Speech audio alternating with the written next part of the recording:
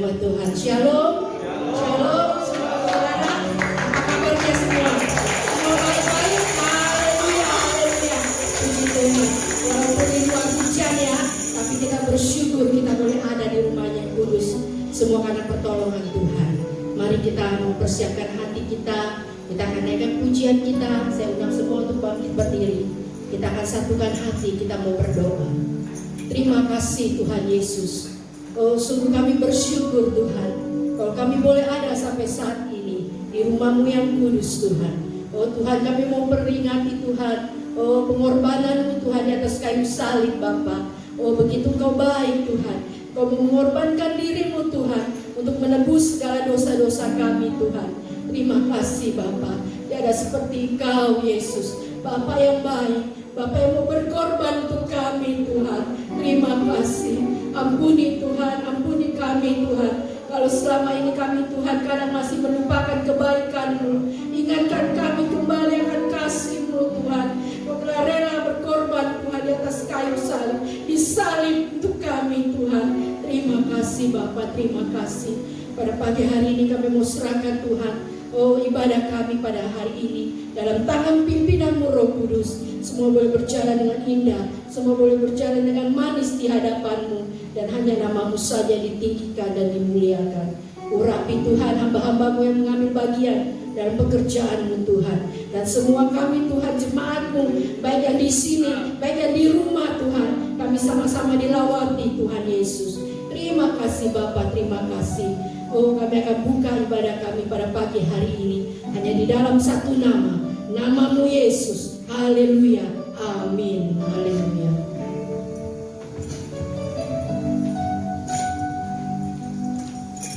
Shalom, shalom.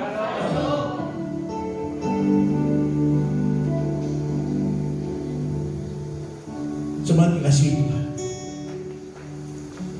Raja Daud berkata, lebih baik satu hari di pelataran daripada berada di tempat-tempat yang lain. Kesetiaan jemaat Tuhan melihat kondisi apapun, jangan kita tidak setia. Yang percaya katakan amin. Yang percaya katakan amin. Di dalam baiknya kita akan menikmati kebaikan Tuhan. Yang percaya katakan amin. Beri kemuliaan bagi nama Tuhan. Hal yang ku rindu berdiam di dalam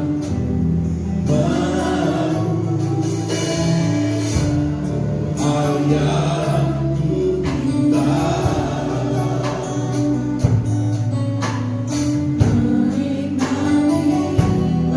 itu Tuhan pribadi.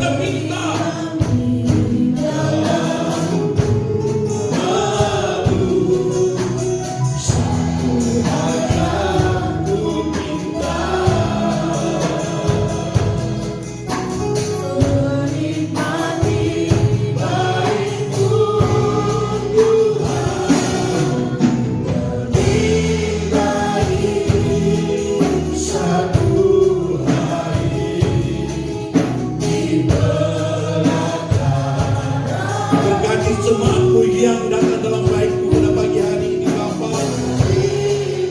Kami ingin menikmati kebaikan-Mu, menikmati kemurahan-Mu.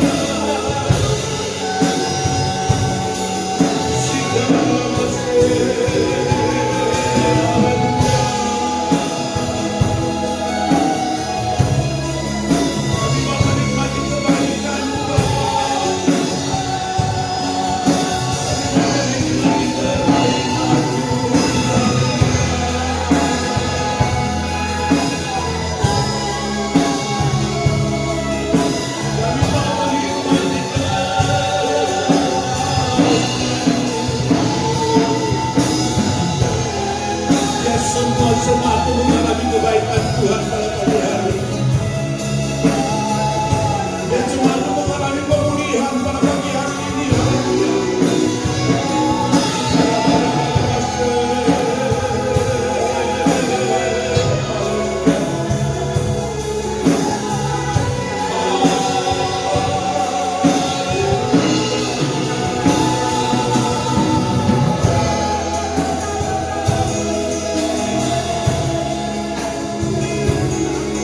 Terima kasih untuk kesetiaan-Mu Bapa. Terima kasih untuk kesetiaan-Mu. Terima kasih untuk janji-Mu Bapa. Yesus, Engkau setia, Engkau setia. Engkau setia sampai di atas kayu salib.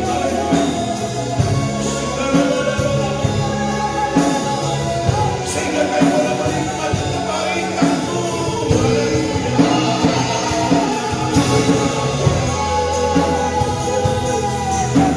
Terima kasih Bapa. Terima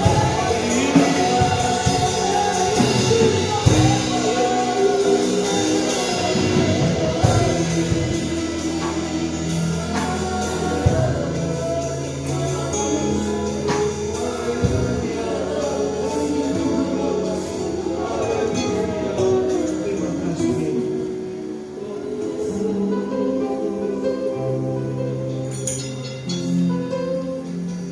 Sungguh Bapa, kami bersyukur pada pagi hari ini. Karena kulihat bukti kasih-Mu, Kau menderita bagikanku. Dengan darah-Mu Kau selamatkanku. Kini ku hidup menyerahkan diri. Telah kulihat bukti kasih-Mu, Kau menderita bagikanku. Terima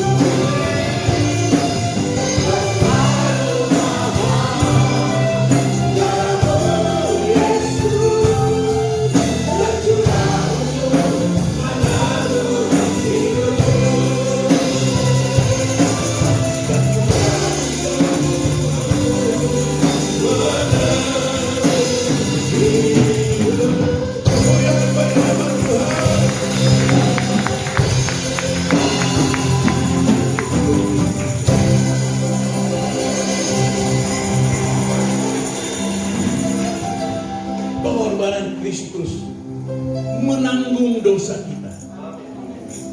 2 Petrus 2 ayat 24. Dia mau menanggung dosa kita supaya kita memperoleh hidup. Tuhan Yesus baik. Kalau dia tidak mau menanggung, dia bilang aku tidak mau naik di atas kayu salib, celakalah kita, sia-sia ibadah kita. Dia mau menanggung. Kebaikan Tuhan yang tak terduga yang tidak bisa kita, bukan emas dan perak, tapi berikan kehidupan yang kekal. Amin. Kemuliaan bagi nama Tuhan. Haleluya. Dia mati buat kita. Dia bangkit buat kita semua. Haleluya. Yesus.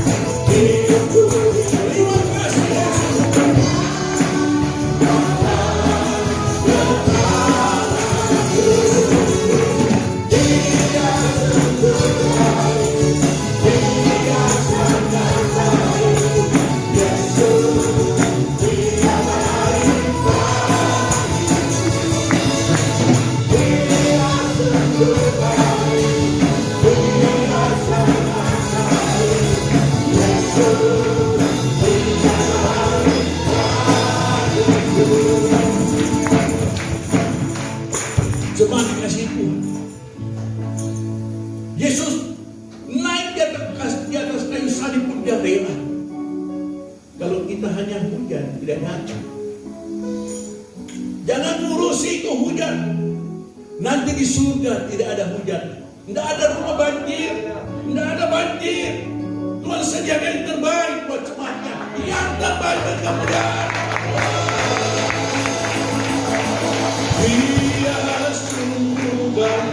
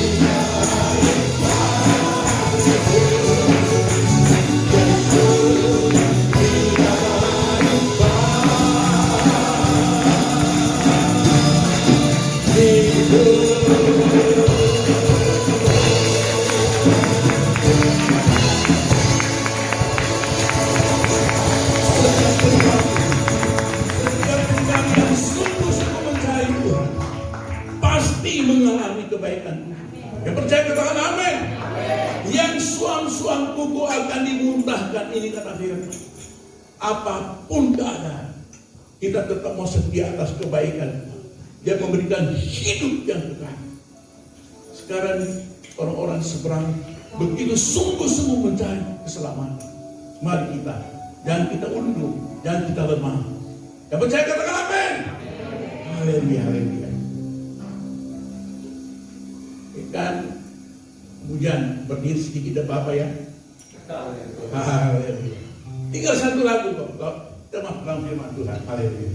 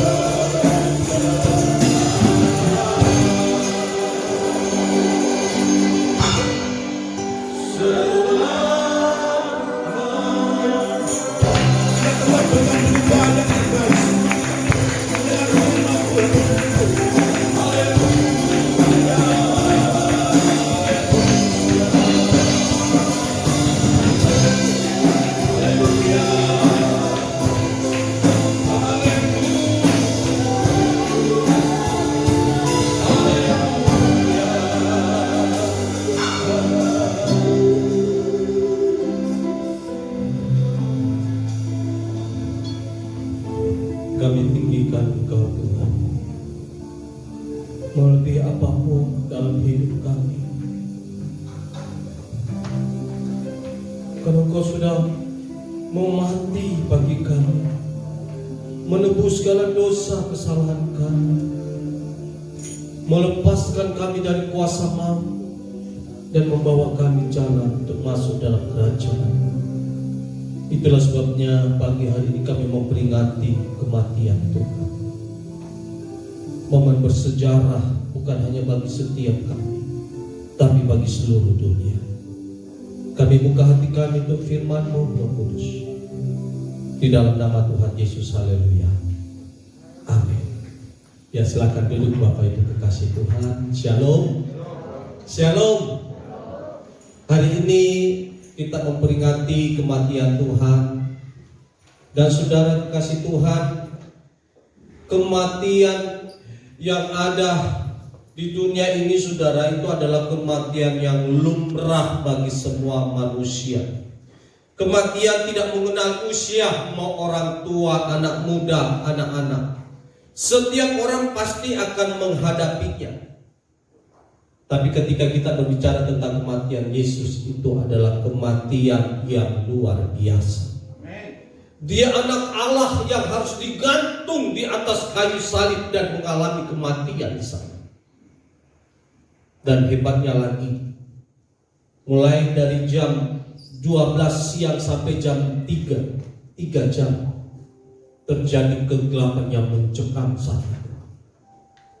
Dan memang sejarah mencatat ada saat seperti, saya nggak tahu apakah seperti gerhana matahari dan sebagainya. Kadang kalau kita biasanya kan alami cuma sekian detik saja, saudara. Kegelapan hanya mungkin paling lama 1-2 menit, 5 menit, just kemudian terang. Tapi ketika Yesus disalib itu 3 jam. Dari jam 12 siang sampai jam 3 sore. Sangat mencekam. Dan ketika itu mulailah terjadi gempa bumi yang dahsyat.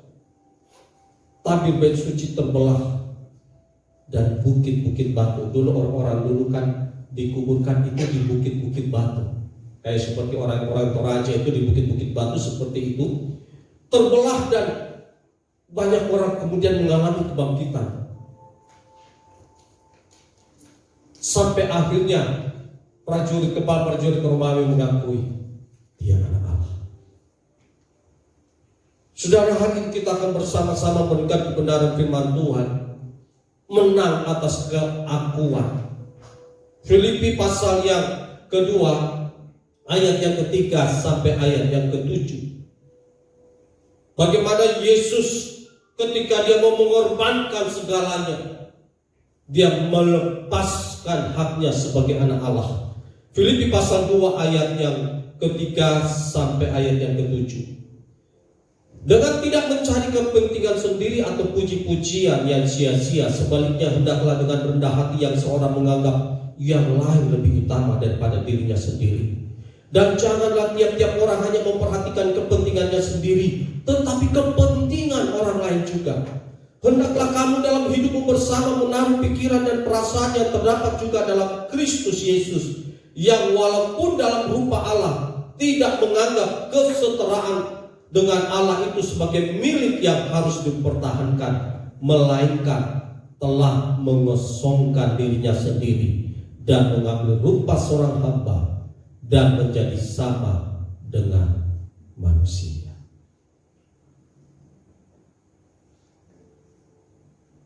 Kalau saya kembali memikirkan apa yang Yesus lakukan, Yesus di dalam kerajaannya, dalam segala kemuliaan dan kemegahannya, tiba-tiba Bapa di surga datang dan kasih tahu bahwa tidak ada jalan lain bagi keselamatan ciptaan kita manusia di bumi kecuali darah anak domba Allah itu sendiri, yaitu Yesus sendiri, saudara. Dan kemudian firman Tuhan Yesus menanggapi Bapaknya. Dia melepaskan yang walaupun dalam rupa Allah tidak menganggap kesetaraan dengan Allah itu sebagai milik yang harus dipertahankan. Yesus memberi teladan bagi kita semuanya. Bagaimana Yesus menang atas keakuannya, mengalahkan keakuannya, dan akhirnya membawa setiap orang yang percaya kepada Yesus masuk di surga dengan pengorbanannya di kayu salib. Saudara tahu bedanya teroris dengan Yesus? Teroris itu mengorbankan banyak orang supaya dia bisa masuk surga. Tetapi Yesus, dia mengorbankan dirinya supaya setiap orang masuk dalam kerajaan surga. Bagi teroris dengan membunuh begitu banyak orang, dia bisa masuk surga. Itu pun belum pasti, sudah. Tetapi Yesus mengorbankan dirinya agar setiap saudara dan saya kita masuk dalam kerajaan surga. Percaya, katakan amin. Dan ini pasti, karena Yesus katakan tidak ada keselamatan lagi di bawah kolong langit ini selain di dalam Dia, selain di dalam Yesus. Akulah jalan kebenaran dan hidup. Dan itu dimulai ketika kita juga mulai mengalahkan keakuan kita. Yesus berkata kepada murid-muridnya, kalau kalian mengikut aku, kalian harus menyangkal diri, pikul salib setiap hari baru ikut aku. Menyangkal diri berbicara tentang bagaimana tentang keakuan kita, keegoan kita, bagaimana kita bisa menang dan mengalahkan keakuan ini. Dan sebagaimana Yesus akhirnya firman Tuhan katakan, sebab itulah Allah sangat meninggikan dia dan mengaruniakan kepadanya nama di atas segala nama. Ketika saudara kita berani untuk mengalahkan keakuan kita, Tuhan akan meninggikan saudara dan saya. Dimulai dari apa, saudara? Yang pertama, ketika kita harus belajar memang untuk merendahkan diri. Saya baca firman Tuhan ini luar biasa, saudara. Sebaliknya hendaklah dengan rendah hati yang seorang menganggap yang lain lebih utama daripada dirinya sendiri. Ciri orang yang merendahkan diri di hadapan Tuhan itu ketika dia menganggap yang lain itu lebih utama. Ini tidak mudah, saudara. Terus terang, kita ini sekolah, kita kuliah, kita cari pendidikan, kita kerja keras, saudara. Ya puji Tuhan, kita bisa memiliki kekayaan dan sebagainya, karena memang kita ingin supaya kita lebih lah, saudara. Kita supaya yang paling tidak punya segalanya. Tetapi ketika kita berbicara tentang keegoan, kita berbicara tentang menjadi seperti Yesus, di tengah situasi seperti itu, masihkah kita mau menganggap yang lain itu lebih utama? Padahal mungkin dari status sosial dan kedudukan mungkin kita lebih tinggi. Tapi ciri orang yang merendahkan dirinya itu ketika dia tidak mencari kepentingan diri sendiri dan menganggap yang lain itu lebih utama. Makanya sebenarnya saudara, banyak orang cemburu dengan orang-orang Kristen, orang-orang percaya. Di dalam gereja seperti inilah kita belajar bagaimana kita menganggap yang lain itu lebih utama. Dan saya bisa merasakan kasih itu di tengah-tengah gereja Tuhan hari-hari ini. Walaupun mungkin posisi kita begitu tinggi, tetapi ketika kita membandingkan diri dengan Yesus, siapakah aku ini, Tuhan? Bagaimana Tuhan sudah merendahkan dirinya menjadi seorang manusia dan mengambil rupa seorang hamba. Wah, itu tidak mudah, saudara.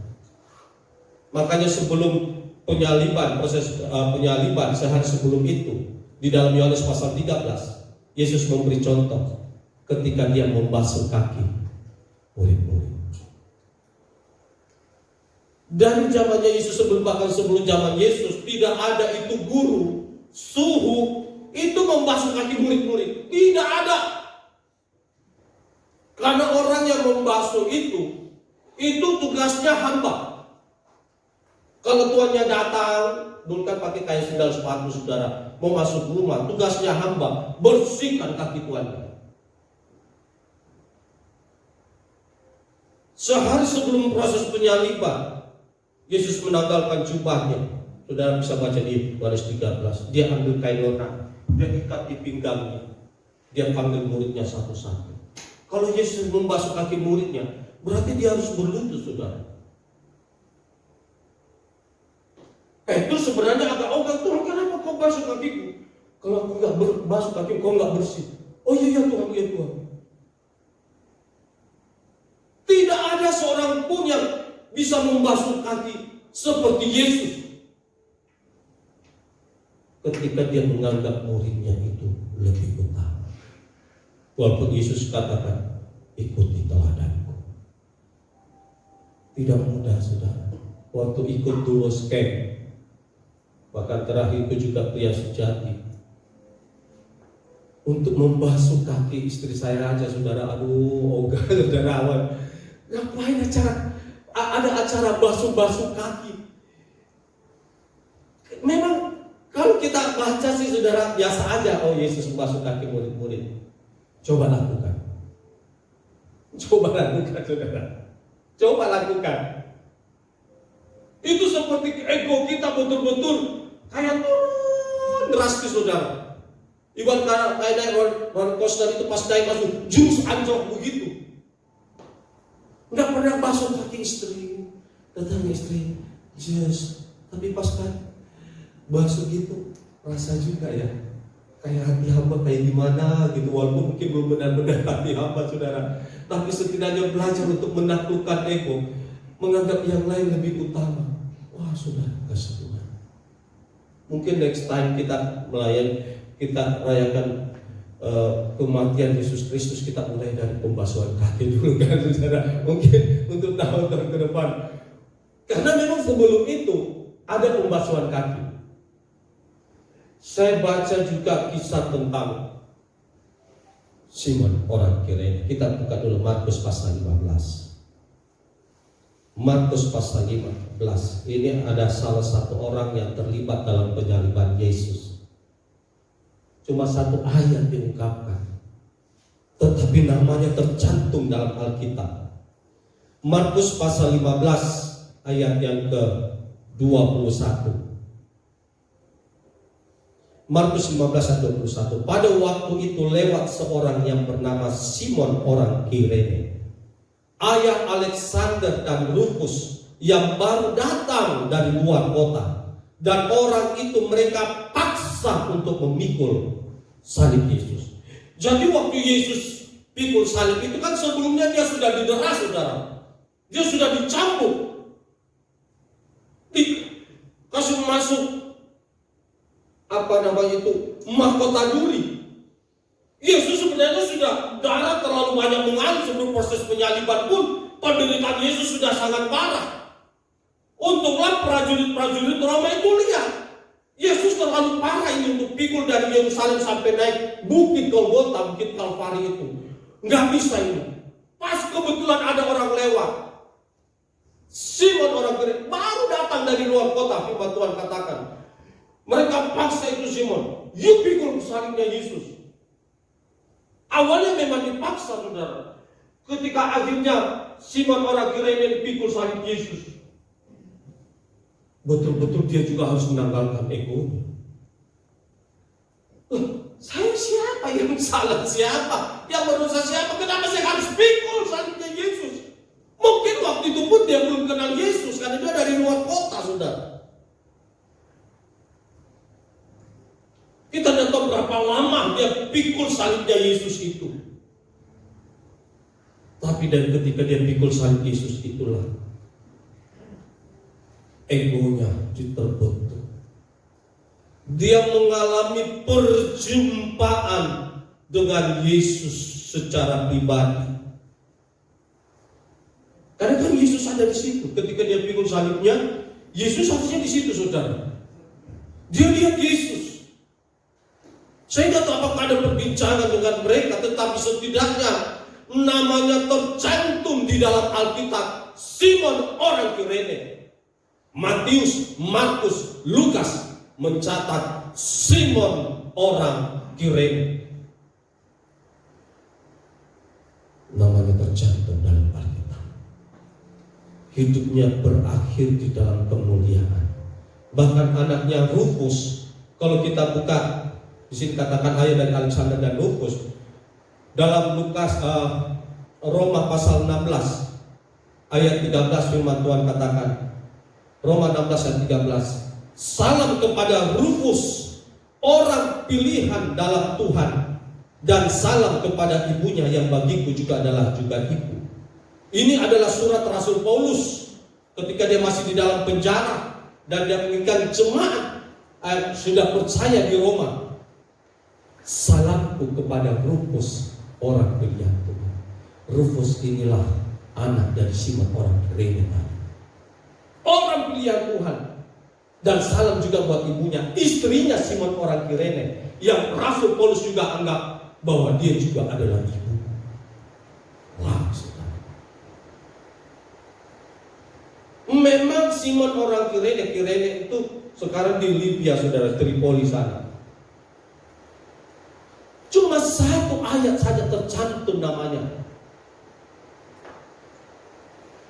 Tetapi saudara, hidupnya berakhir dalam kemuliaan. Sampai kapanpun saudara, ketika kisah penyaliban Kristus diberitakan, akan nama Simon orang Kirene. Orang yang awalnya baru pulang dari kota, tidak tahu apa-apa, disuruh untuk memikul salib Yesus. Dia harus kalahkan itu. Mungkin awalnya dia tidak mau, tetapi ketika dipaksa dia harus pikul terus. Tetapi ketika ada Yesus di samping, saya percaya terjadi perjumpaan pribadi dengan Yesus. Dia percaya Yesus. Kenapa? Karena akhirnya istrinya percaya kepada Tuhan, anak-anaknya pun juga menjadi orang-orang pilihan, orang-orang yang cinta Tuhan. Sampai Rasul Paulus pun, sampai zamannya Rasul Paulus pun mengirimkan salam kepada Rufus. Berarti orang yang melayani Tuhan. Begitu indah saudara. Kalau kita mau belajar di dalam kematian Kristus ini, bagaimana kita mau mengalahkan keakuan, bagaimana kita mau menganggap yang lain lebih utama daripada yang lain. Walaupun saudara, ego kita, keakuan kita gak bisa. Tapi siapapun yang mau percaya dan ikut Yesus, kita harus kalahkan. Kalau kita merasa diri lebih hebat dari yang lain, kita berlayar. Tapi ketika kita sudah mulai belajar, yang lain lebih utama. Yesus dalam kerajaan surga ini ada. Yang kedua saudara, bagaimana kita bisa menang atas keakuan? Matius pasal 26 ayat 39. Ini masih proses dalam penyaliban ketika Yesus berada di taman Getsemani. Matius 26 ayat 39, firman Tuhan katakan demikian. Maka ia maju sedikit lalu sujud dan berdoa, katanya, ya Bapakku, jikalau sekiranya mungkin, biarlah cawan ini lalu daripadaku, tetapi janganlah seperti yang ku kehendaki, melainkan seperti yang engkau kehendaki. Di dalam kemanusiaannya pun sebenarnya Yesus mohon sama Bapaknya, Bapak kalau boleh, jangan saya tanggung ini, jauhkan saja cawan ini, kalau boleh Bapak. Tapi biarlah jangan kehendakku yang jadi, kehendaknya Yesus. Dia juga nggak mau. Sudah, kalau saudara baca sebelumnya, firman Tuhan katakan Yesus seperti mau mati rasanya. Stres saudara, kalau kita tahu bahwa kita mati besok, dan matinya itu mati yang tidak wajar. Orang mati kayu salib itu mati tidak wajar saudara, digantung antara bumi dan surga. Enggak diterima di bumi, enggak terima di surga, digantung betul-betul. Makanya disebut orang yang digantung salib itu orang dikutuk. Yesus pikirkan saja seperti itu, Tuhan, Bapakku kalau boleh jauhkan. Yesus sudah bisa membayangkan penderitaan yang amat sangat, saudara. Itu mati perlahan-lahan, saudara. Di atas kayu salib darah menetes dari kepala, tangan, lambung yang berlubang, kaki. Itu mati perlahan. Sampai akhirnya Yesus menghembuskan nafasnya dan berkata, sudah selesai. Kematiannya tidak wajar, dan wajar bagi Yesus jauhkan cawan ini Bapa. Tetapi kemudian dia menutup doanya, tapi jangan kehendakmu yang jadi Bapa, biarlah kehendakmu yang jadi. Saudara, kalau Tuhan Yesus mempertahankan egonya, tidak akan ada penebusan. Ketika dia memaksakan kehendaknya menjadi, saya tidak mau Bapak. Karena waktu itu juga Bapak sudah siapkan 12 pasukan malaikat.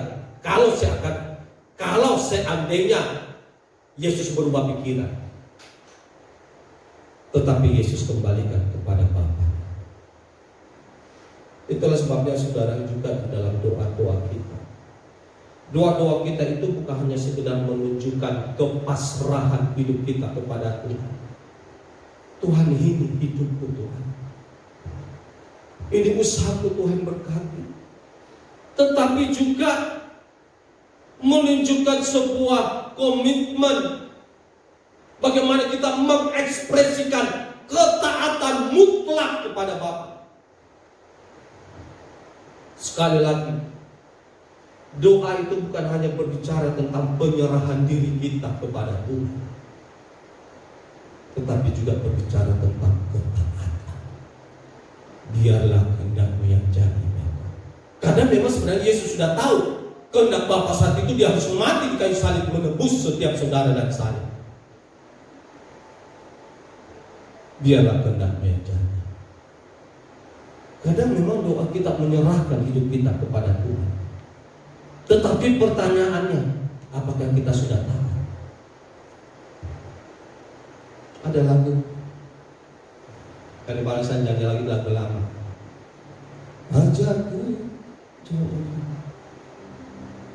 Ajarku memahami semua yang Kau ingin, agar hidupku puaskan hatimu. Bagimu aku rela sepenuh hati menghamba, usahkan diri genapi firman-Mu. Ajarku memahami semua yang Kau ingini, agar hidupku puaskan hati-Mu. Bagimu aku rela sepenuh hati menghamba.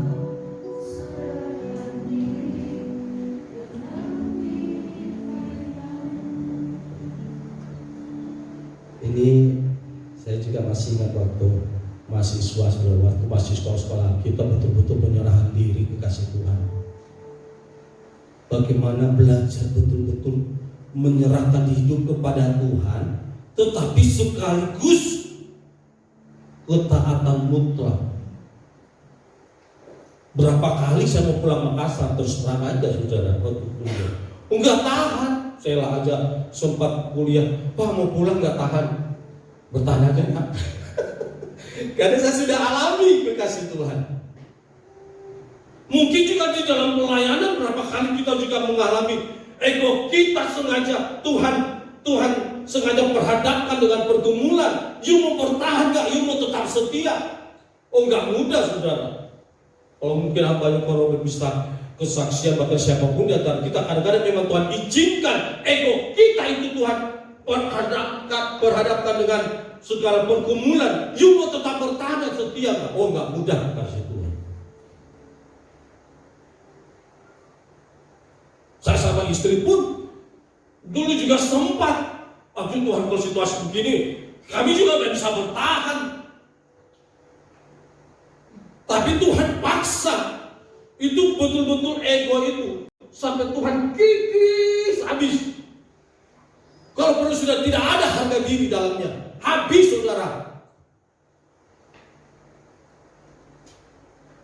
Wah itu kalau ikut Tuhan benar-benar melayani Tuhan, apalagi menjadi hamba. Kalau nggak benar-benar kikis itu keakuan ego, waduh, nggak bisa kekasih Tuhan, nggak bisa. Bukan hanya sekedar menjadi pendeta gampang. Yang jadi hamba itu loh saudara. Menjadi hamba Tuhan itu loh, itu sebenarnya yang susah. Menjadi pendeta sekali gampang. You sekolah kita 4 tahun deh. melayani Tuhan, ikut diklat pendeta, bisa jadi pendeta. Mungkin saudara ada mungkin pendeta. Saya usulkan saudara bisa menjadi pendeta, tapi mau menjadi hamba, saudara. Bapak, kalau boleh, ya Bapak, kalau boleh, jauhkan cawan sengsara ini. Tapi biarlah kehendak-Mu yang jadi, bukan kehendak-Ku yang jadi. Yesus meneteskan peluhnya itu seperti darah. Secara manusia Yesus stres juga, saudara. Dia manusia. Pernah gak kita stres sampai keluarkan darah gitu, kasih Tuhan? Itu stresnya Yesus sudah tingkat tinggi. Karena kematiannya ini kematian gak wajar, kematian yang tidak enak. Tapi Yesus katakan, jadilah kehendak-Mu.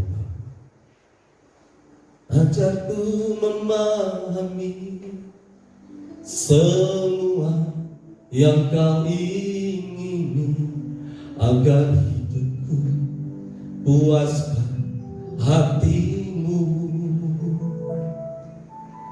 Bagi-Mu aku rela sepenuh hati menghamba. Ini loh saudara, menghambanya ini loh saudara. Maka setiap proses kita peringati wafat, kematian Tuhan kita, proses di mana kita belajar kikis. Makanya yang ketiga, yang terakhir ini, kita bagaimana mengalahkan keakuan. Galatia 5 ayat 16. Galatia pasal 5 ayatnya yang ke-16.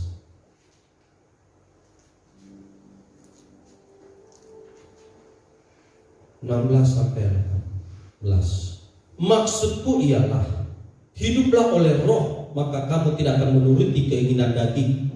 Sebab keinginan daging berlawanan dengan keinginan Roh, dan keinginan Roh berlawanan dengan keinginan daging. Karena keduanya bertentangan, sehingga kamu setiap kali melakukan apa yang kamu kehendaki. Akan tetapi, jika kamu memberi dipimpin oleh roh besar ya, maka kamu tidak hidup di bawah hukum Taurat. Saya mau perjelas ini supaya kita memahami. Manusia punya 3 dimensi: roh, jiwa, dan tubuh. Ini esensinya kita. Binatang gak punya roh, jiwa tubuh ya. Cuma kita manusia roh, jiwa, tubuh. Esensinya roh diberi jiwa dan tinggal di dalam tubuh ini, saudara. Nah, jiwa ini dia berada di tengah-tengah antara roh dan tubuh. Tubuh kita ini erat dengan kaitannya dengan kedagingan. Makanya kalau saudara baca ayat selanjutnya itu tentang buah-buah roh dan buah-buah kedagingan.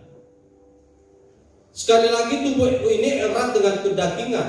Roh juga esensinya karena dia berasal dari Tuhan. Roh yang Tuhan berikan kepada itu dihembuskan oleh Tuhan. Itu ingin melaksanakan terus apa yang menjadi keinginan Bapa.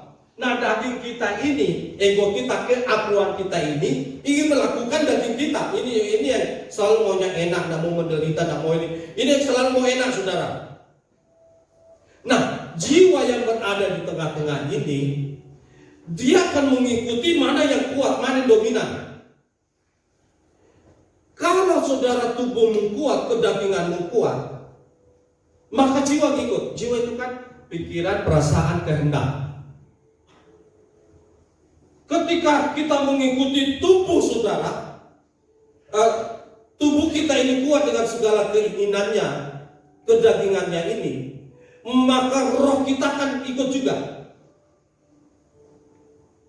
Kenapa kita khawatir? Karena tubuh itu bikin makan minum. Ketika tidak ada Itu kan habis makan minum. Ini kalau ini kuat nih ya saudara, kita lupa untuk berdoa, renungkan firman sejebakan, daging kita kuat, jiwamu akan ikut. Makanya jiwamu itu yang pikiranmu itu jadi akhirnya khawatir, takut. Karena saat itu kedaginganmu yang kuat. Tapi ketika rohmu kuat saat saudara mengalami pergumulan, mengalami tantangan, saudara sujud di bawah kaki Tuhan. Ajarku memahami semua yang kau ingini. Saudara berdoa dengan firman Tuhan, jiwamu akan ikut rohmu. Rohmu tentram saudara. Walaupun saat itu saudara mengalami masalah, damai. Pikiranmu tetap tenang, pikiranmu tetap damai. Makanya Roma pasal 8 ayat 5, ini ayat terakhir saudara ya. Roma 8 ayat 5 akan menjelaskan ini. Roma 8 ayat 5. Sebab mereka yang hidup menurut daging memikirkan hal-hal yang dari. Jadi jiwa ini ngikut tubuh. Tubuhmu itu karena hidup menurut daging. Akhirnya saudara, kita memikirkan hal yang dari daging. Ini sudah kalau memikirkan berarti sudah jiwa. Tetapi sebaliknya, setiap orang yang sudah memikirkan dari daging, mereka yang hidup menurut roh memikirkan hal-hal yang dari roh. Karena kita hidup menurut roh, kita ikuti pimpinan Roh Kudus, maka saudara jiwa kita juga akan memikirkan hal-hal yang dari roh. Damai sejahtera, ketentraman, sukacita. Disinilah kita bersyukur. Kenapa? Roh kita kuat. Dalam segala situasi kita mempertahankan roh kita.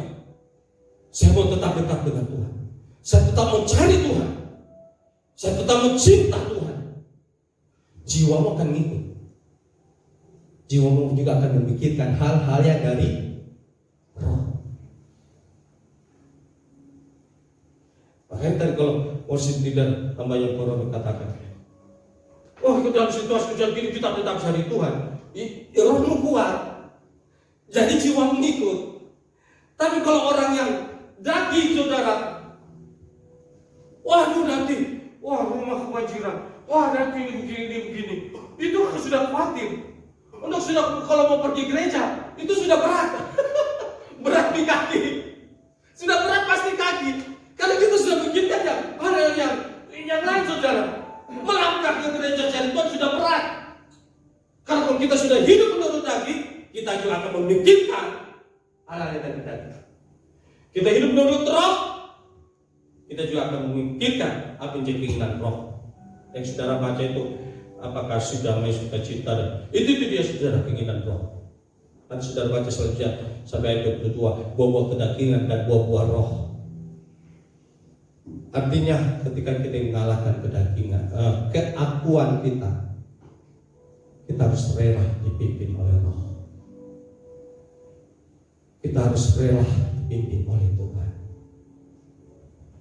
Kalau tadi yang kedua, ketika kita belajar menyerahkan kehendak hidup kita kepada Bapa di surga. Yang terakhir, kita mau dipimpin oleh roh. Percayalah hari demi hari, keegoan kita, Ishaknya ini akan dikikis habis. Ishak muliawannya akan dikikis habis sampai akhirnya Yesus Kristus itu mulai keluar dalam hidup. Makanya ayat terakhir Galatia 2 ayat 20, ketika Rasul Paulus juga dikikis habis egonya sama Tuhan, dia berani berkata, ini ayat terakhir Galatia 2 ayat 20, namun aku hidup, tetapi bukan lagi aku sendiri yang hidup, melainkan Kristus yang hidup di dalam aku. Dan hidupku yang kuhidupi sekarang di dalam daging adalah hidup oleh iman dalam Anak Allah yang telah mengasihi aku dan menyerahkan dirinya untuk aku. Kalau sudah kita sampai dikikis habis di sama Tuhan, baru kita bisa ngomong begini, namun aku hidup, tetapi bukan aku sendiri yang hidup. Artinya ego ini sudah mulai mati, melainkan Kristus mulai keluar, Kristus yang hidup di dalam aku. Ingat ya, kita terima Yesus, ada roh Allah di dalam kehidupan kita. Cuma seringkali roh ini tidak kelihatan dalam hidup kita. Kenapa? Karena kedagingan yang kuat. Tetapi kalau roh kita kuat, kita tetap cari Tuhan, ini akan keluar Kristus yang hidup di dalam aku. Kekasih Tuhan, biarlah momen kematian Tuhan kita Yesus Kristus di atas kayu salib menjadi momen di mana kita juga bisa menang atas keakuan. Tidak mudah memang, tetapi memang tujuan panggilan Tuhan bukan hanya sekedar supaya kita masuk surga, tetapi supaya kita menyerupai Kristus, menjadi seperti Yesus. Tuhan Yesus memberkati. Amin. Kupandang kemuliaan Imam besar Maha Agung.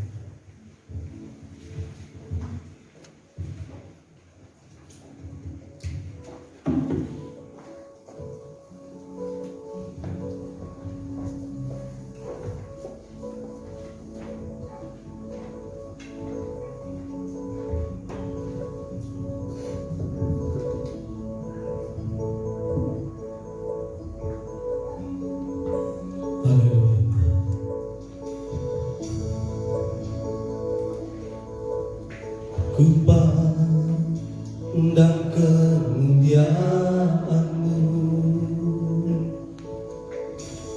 Imam besar Maha Agung.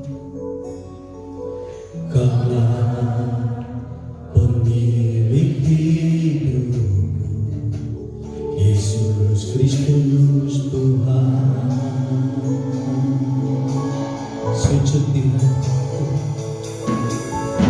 sujud di depan tahta-Mu, taklukkan seluruh hidupku dalam tangan-Mu, dalam tangan-Mu penuh, Yesus Kristus Tuhan. Tiada satu, tiada satu yang luput dari karya kasih-Mu yang mulia. Bagimu segala pujian, hormat, kemuliaan.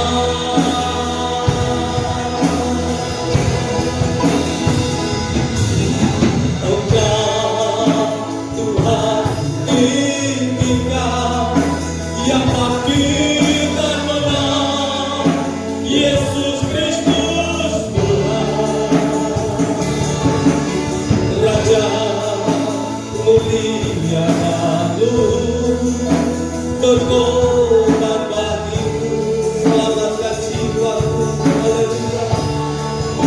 Selamatkan jiwaku, sujud di hadapan tahta-Mu Tuhan, haleluya Yesus.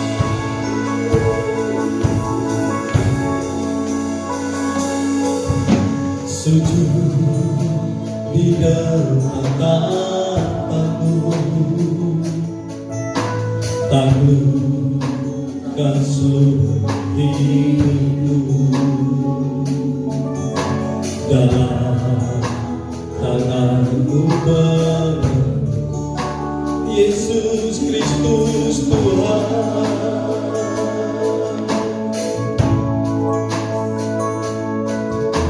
Tiada satu pun yang luput dari karya kasih-Mu ya Tuhan.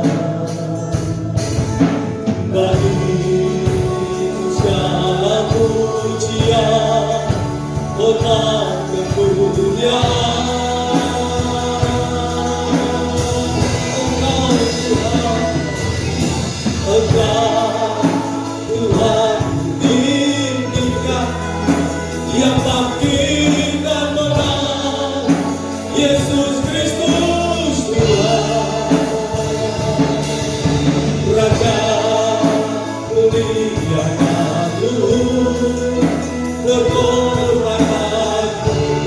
jiwaku. Haleluya Tuhan. Maka jiwaku. Mari kita bangkit berdiri bersama-sama. Sama Sang Raja Yesus Kristus Tuhan.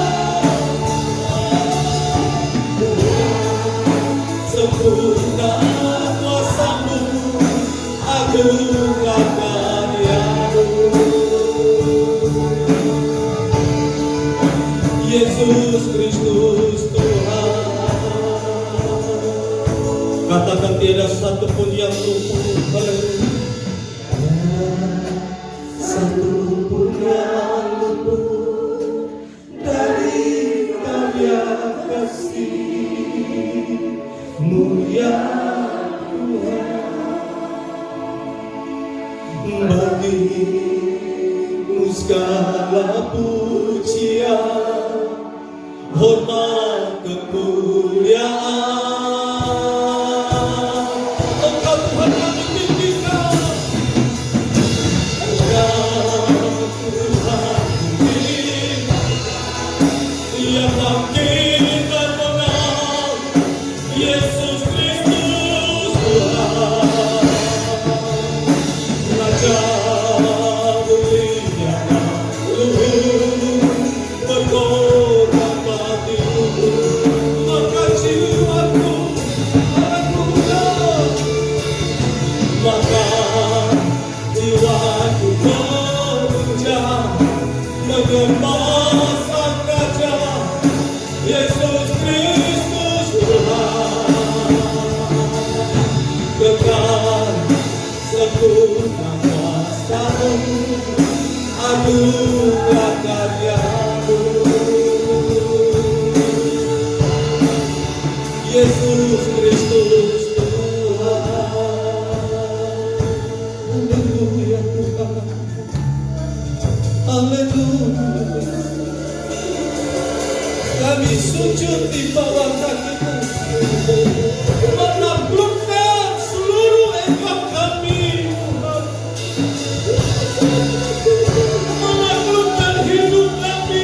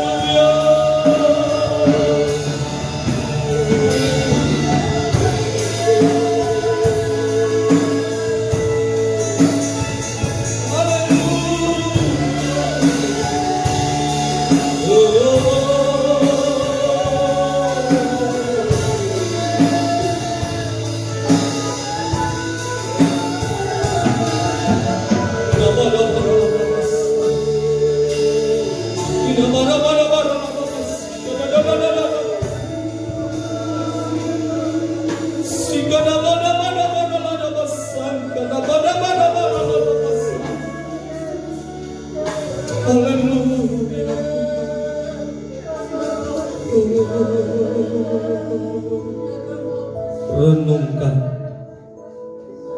ketika Yesus mengosongkan dirinya di dalam segala kemuliaan dan kemegahannya dalam kerajaan surga. Dia mengambil rupa sebagai seorang hamba dan menjadi manusia. Sikana bada baralada basa, hina bada baralada basik, kana bada baralada basang, kana bada baralada basang. Hina bada baralada basang, kana bada baralada basik, kana bada. Haleluya Tuhan. Terima kasih Tuhan. Mari siapkan hatimu untuk menerima perjamuan kudus. Tak terukur kasih-Mu Yesus, Kau telah mati gantikan diriku. Kau curahkan darahmu untuk tebus dosa. Layak kamu, layak kamu dipuji dan disembah dengan segenap hatiku. Layak kamu dipuji dan disembah dengan segenap jiwa ragaku. Kami mau masuk lebih dalam di dalam perjamuan kudus pagi siang ini. Tuhan sudah merelakan hidupmu dan mati bagi kami. Biarlah kami juga merelakan hidup kami bagi Tuhan, menaklukkan hidup kami bagi Tuhan, sehingga saat kami bersekutu dalam tubuh dan darah-Mu, kami bersekutu dalam kematian dan kebangkitan Tuhan, bahkan di dalam kemenangan-kemenangan Kristus. Ampuni kami Tuhan, kalau masih banyak yang tidak berkenan di hati Tuhan. Ampuni kami, kuduskan di dalam darah-Mu. Dan kami percaya juga Tuhan, oleh bilur-bilur-Mu kami sembuh. Berkati roti dan anggur ini. Bahkan setiap anak-anak-Mu yang melalui online, Tuhan berkati saat ini kami bersekutu dalam tubuh dan darah-Mu. Kuasa darah Yesus mengalir di dalam kehidupan kami. Terima kasih Tuhan, terima kasih. Layaklah Kau Tuhan, dipuji dan disembah dengan segenap hatiku. Layaklah Kau Tuhan, dipuji dan disembah dengan segenap jiwa ragaku. Saya baca firman Tuhan yang kalau saudara percaya katakan amin. Bukankah cawan pengucapan syukur yang atasnya kita ucapkan syukur adalah persekutuan dengan darah Kristus? Bukankah roti yang kita pecah-pecahkan adalah persekutuan dengan tubuh Kristus? Karena roti adalah satu, maka kita sekalipun banyak adalah satu tubuh, karena kita semua mendapat bagian dalam roti yang satu itu. Sebab apa yang telah kuturuskan kepadamu telah kuterima dari Tuhan, yaitu bahwa Tuhan Yesus pada malam waktu yang diserahkan mengambil roti, dan sesudah itu ia mengucap syukur atasnya. Ia memecah-mecahkannya dan berkata, inilah tubuhku yang diserahkan bagi kamu. Perbuatlah ini menjadi peringatan akan aku. Kita angkat roti ini di atas kepala kita, kita bersyukur. Terima kasih Tuhan Yesus untuk kematian-Mu di atas kayu salib yang sudah memberikan kepada kami keselamatan yang sempurna. Hidup kami dibaharui, karakter kami dibaharui, sehingga menjadi sama seperti Yesus. Dan kami percaya oleh bilur-bilur-Mu kami sudah disembuhkan. Dalam nama Tuhan Yesus kami telah kanker, tumor, stroke, leukemia, demam berdarah, virus-virus corona. Dalam nama Tuhan Yesus, jantungku sehat, paru-paruku sehat, ginjalku sehat, leverku sehat, lambungku sehat, kandunganku sehat. Dalam nama Tuhan Yesus, inilah tubuh Kristus. Kita makan bersama-sama dengan hati bersyukur.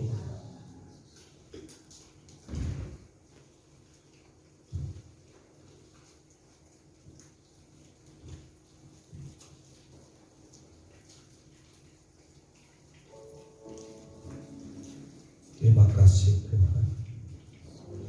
Terima kasih Yesus. Haleluya.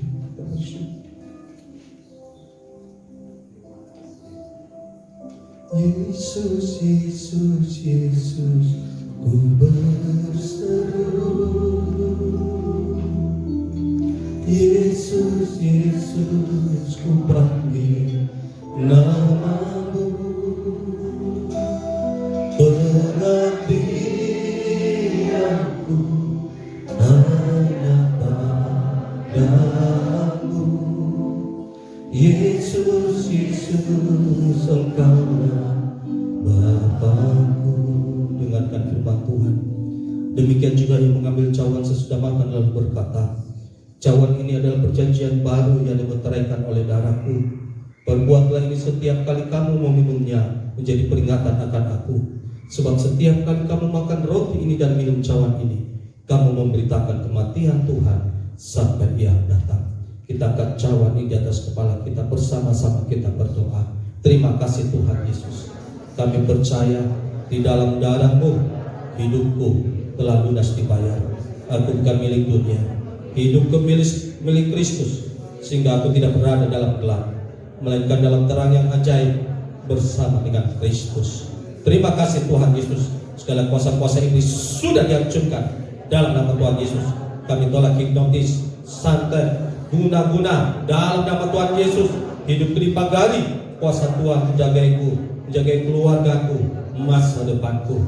Dalam nama Tuhan Yesus, kami percaya kami sudah dibebaskan dari segala kutuk-kutuk dosa, kutuk-kutuk nenek moyang, kutuk-kutuk yang camkan orang lain kepadaku. Hidupku berkelimpahan, tidak akan kekurangan. Hidupku mengalami janji Tuhan dan berjalan dalam mujizat setiap hari. Terima kasih Tuhan Yesus. Dalam nama Tuhan Yesus, inilah darah Kristus. Kita makan, minum bersama-sama yang bersyukur.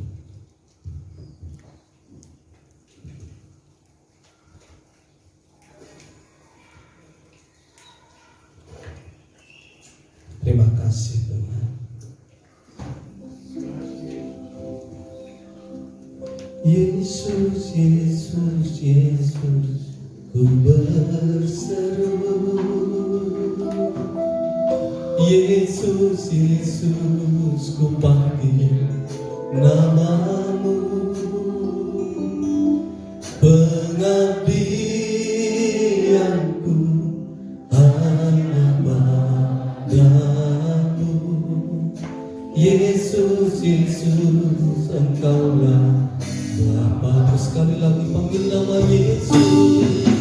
Yesus, Yesus, ini kami Tuhan. Kami bersama panggil nama yang berkuasa, nama yang di atasnya sudah diletakkan nama di atas segala nama. Dalam nama Tuhan Yesus, pengabdian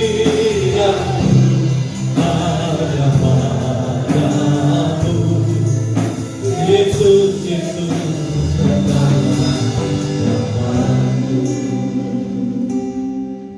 sungguh Tuhan, pengabdian kami hanyalah padamu. Kau yang mengikis habis segala ego kami, kedagingan kami. Dalam nama Tuhan Yesus, hidup kami menjadi seperti Yesus. Terima kasih Tuhan, sebagaimana Kau menang, dan kami percaya kami juga akan mengalami kemenangan.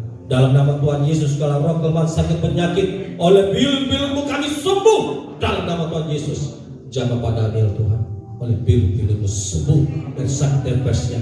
Dalam nama Tuhan Yesus, Tuhan yang menyembuhkan kami, Tuhan yang menyembuhkan Tuhan Ibu Hadi. Dalam nama Tuhan Yesus, Tuhan yang menyembuhkan segala sakit penyakit kami. Dalam nama Tuhan Yesus, kami kuat, kami sehat dalam Tuhan. Jiwa kami kuat, roh kami kuat dalam Engkau Tuhan. Hidup kami dibaharui hari ke hari. Ibu rohani kami dibaharui dari hari ke hari.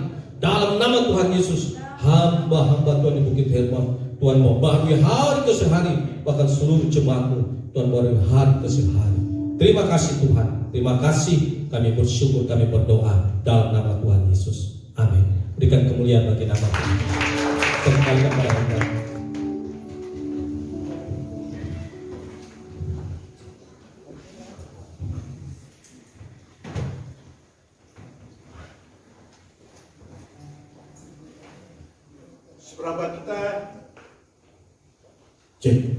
Seberapa kita diberkati oleh firman Tuhan, angkatan haleluya.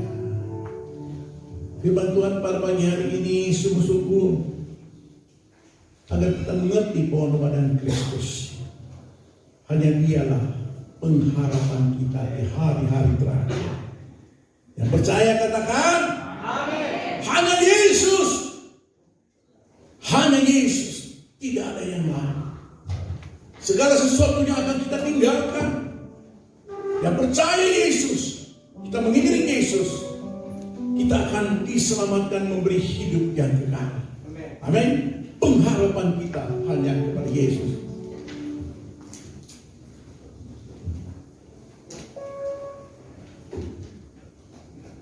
Sambil persembahan dijalankan, kita berdoa dulu ya. Ibu tidak berdoa persembahan. Mari kita berdoa. Terima kasih Bapa buat kasih-Mu dalam hidup kami, buat pengorbanan-Mu Tuhan di atas kayu salib untuk menebus dosa kami. Kami sangat bersyukur Bapa, terima kasih. Dan pada siang hari ini Tuhan, kami akan membawa persembahan kami. Mari Bapa Engkau berkati setiap kami yang memberi Tuhan.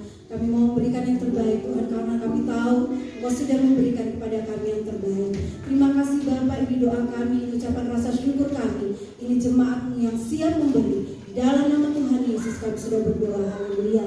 Amin. Amin. Bagi yang ingin mempersembahkan persembahannya di rumah, ada kartunya, bisa dipersembahkan lewat rekening yang tertera. Oke? Oke. Oh, hadapan Tuhan Yesus. Haleluya.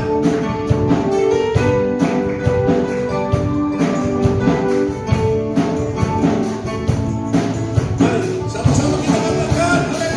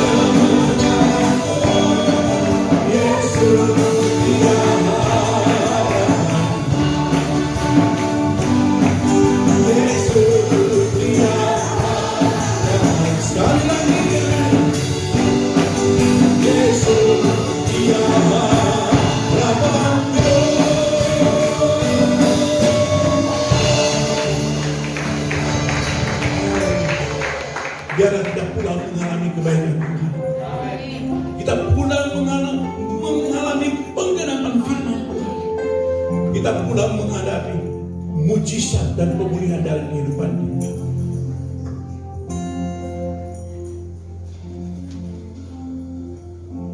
Hidupku mengenali firman, mujizat sekali tiap waktu bersama kita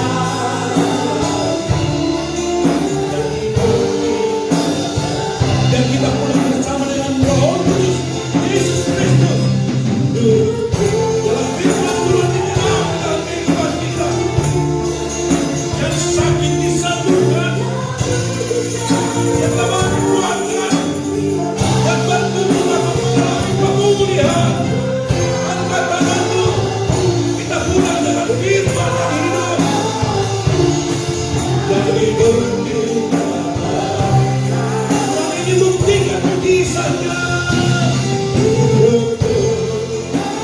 Kami akan mengenapi firman dan janji-Mu dalam hidup ini Bapa.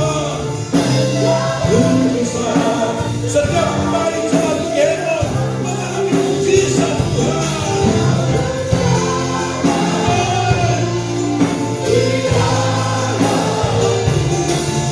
Sekali lagi, haleluya.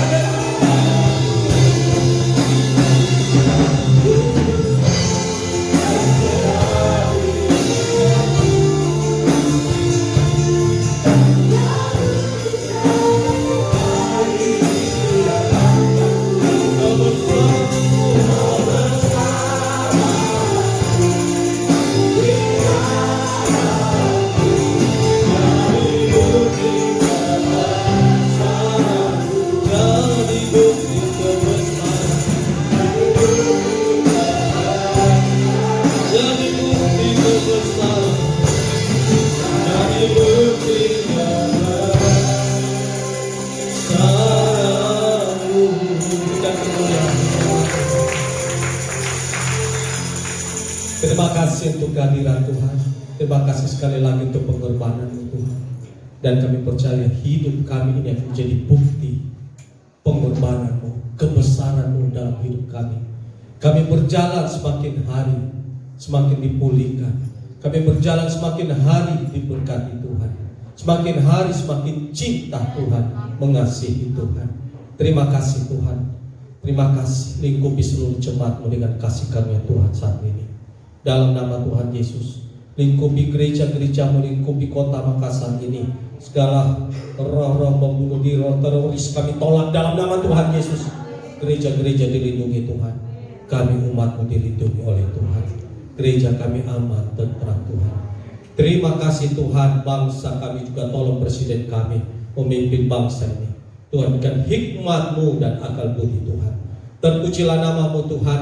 Segala kemuliaan hanya bagi nama-Mu. Bumi penuh kemuliaan Tuhan. Dan kami percaya sekali lagi, yang sakit sudah disembuhkan, yang lemah sudah dikuatkan. Dalam nama Tuhan Yesus, Tuhan juga suami dari Seselani Pak Wedi, Tuhan juga yang pulihkan, Tuhan juga disembuhkan dalam nama Tuhan Yesus. Dan kami akan pulang kembali ke tempat kami masing-masing. Tuhan yang memimpin kami sehingga kami tiba di rumah dengan selamat tanpa kekurangan suatu apapun. Kekasih Tuhan arahkan hatimu, pulanglah dan terimalah segala berkat dan anugerah yang berlimpah dari Allah Bapa, kasih setia dan damai sejahtera dalam Tuhan kita Yesus Kristus, serta persekutuan manis dari Roh Kudus yang terus memimpin dan menyertai kita sampai pada kedatangan Tuhan Yesus yang kedua kali. Demi nama Tuhan Yesus, setiap kita percaya dan berkati Tuhan, bersama-sama katakan amin.